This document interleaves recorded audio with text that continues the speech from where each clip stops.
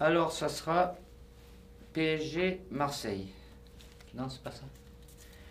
Griezmann ou Ronaldo? C'est lequel Ronaldo? Portugais? Cristiano. Grisi, Antoine, évidemment. Pourquoi?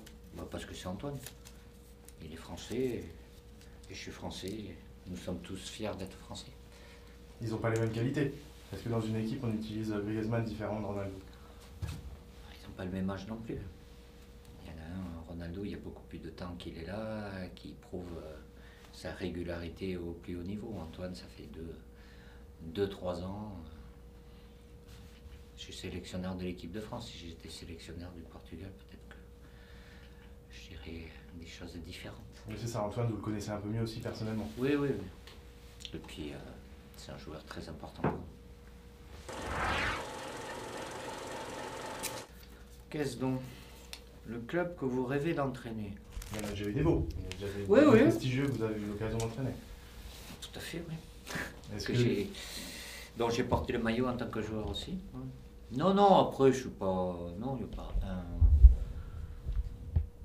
Le fait d'avoir pu entraîner la Juventus, c'était important pour moi parce que ce club m'a beaucoup apporté en tant que joueur. Et là, c'était un moment où, évidemment, ils étaient en difficulté, puis c'était rétrogradé en série B. Mais après, je vénère pas. Je suis très bien dans ma fonction de sélectionneur. C'est parfait. Et est-ce que l'idée, ce serait d'essayer d'aller découvrir autre chose? Par exemple, vous avez entraîné des grands clubs, une sélection. Est-ce que vous vous projetez déjà sur la suite en pensant vraiment à quelque chose de différent? Non, je ne pense pas au lendemain. Là, je suis sur mon objectif 2018. Après, on verra. Alors, forcément, une vie, je ne sais pas laquelle, mais pas, je me projette pas. Je reste sur le court terme, le moyen terme. La question qu'on vous pose le plus souvent. Et Pogba, comment il va? On va pas faire une interview sans parler de Paul Pogba. C'est pas possible. Et vous aimez répondre à cette question-là? Oui, j'y réponds, comme à toutes les questions. C'est comme ça. Et ça, c'est la question qu'on vous pose en ce moment le plus souvent. Mais non, tout le temps. Je passe pas une conférence de presse qu'on me pose une question sur Paul Pogba. Alors après, les questions elles sont en fonction de l'actualité, mais lui, c'est récurrent. Mais parce qu'il ne laisse pas indifférent, donc j'ai toujours une question.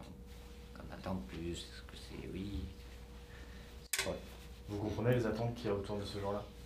Je vis avec, je les comprends. Après, je ne suis pas là pour tout comprendre non plus. Voilà, au-delà de ses qualités de joueur, c'est un personnage médiatique aussi. Et voilà, donc il intéresse beaucoup de personnes, et les médias particulièrement.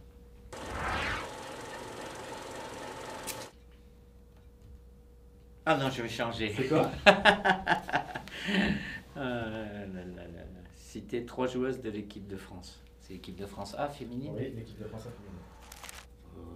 Wendy Renard, qu'est-ce que je vais les sortir? Pourtant je les connais.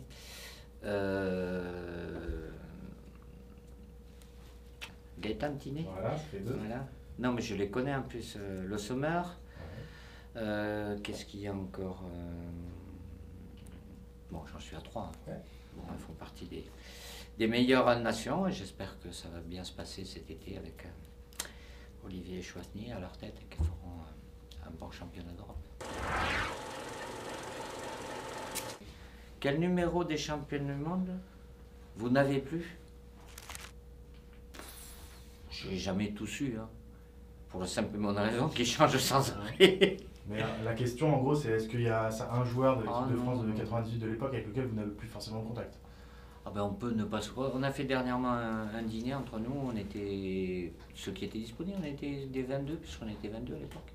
On était 16, c'est pas mal.